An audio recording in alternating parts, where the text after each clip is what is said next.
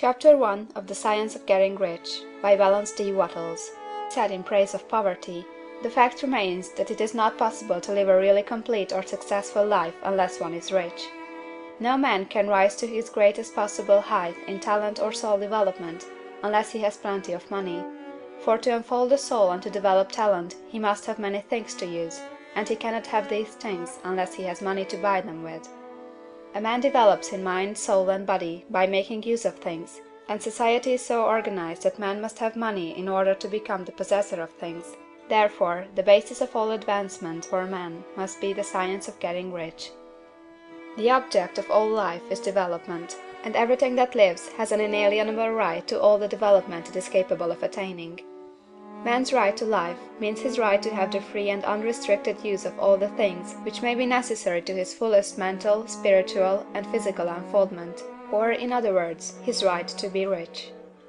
In this book, I shall not speak of riches in a figurative way. To be really rich does not mean to be satisfied or contented with a little. No man ought to be satisfied with a little if he is capable of using and enjoying more. The purpose of nature is the advancement and unfoldment of life, and every man should have all that can contribute to the power, elegance, beauty, and richness of life. To be content with less is sinful.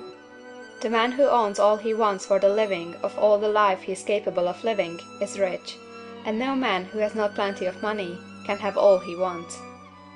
Life has advanced so far, and become so complex, that even the most ordinary man or woman requires a great amount of wealth in order to live in a manner that even approaches completeness.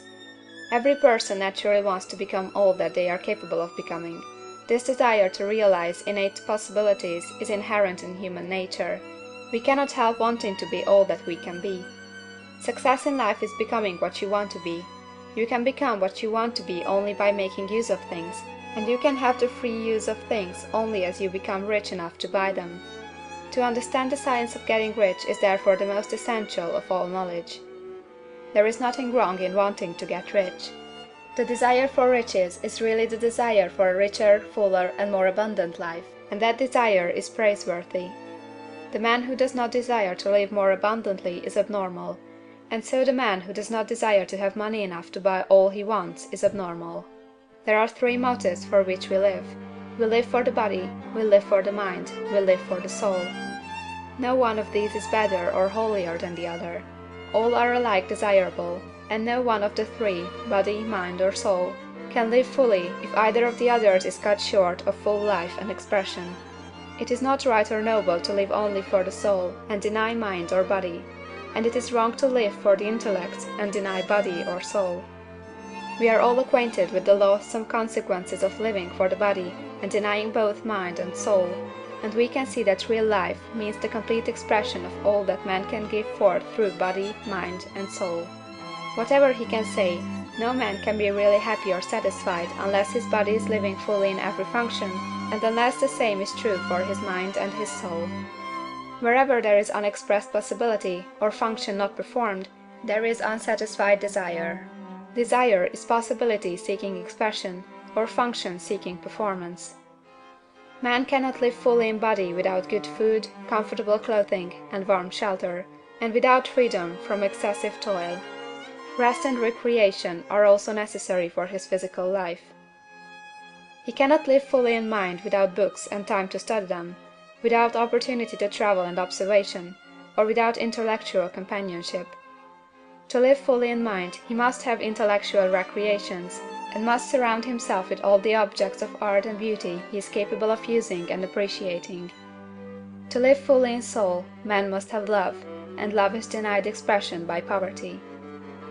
A man's highest happiness is found in the bestowal of benefits on those he loves. Love finds its most natural and spontaneous expression in giving. The man who has nothing to give cannot fill his place as a husband or father, as a citizen, or as a man. It is in the use of material things that a man finds full life for his body, develops his mind, and unfolds his soul. It is therefore for supreme importance to him that he should be rich. It is perfectly right that you should desire to be rich. If you are a normal man or woman, you cannot help doing so. It is perfectly right that you should give your best attention to the science of getting rich, for it is the noblest and most necessary of all studies. If you neglect this study, you are derelict in your duty to yourself, to God and humanity; for you can render to God and humanity no greater service than to make the most of yourself.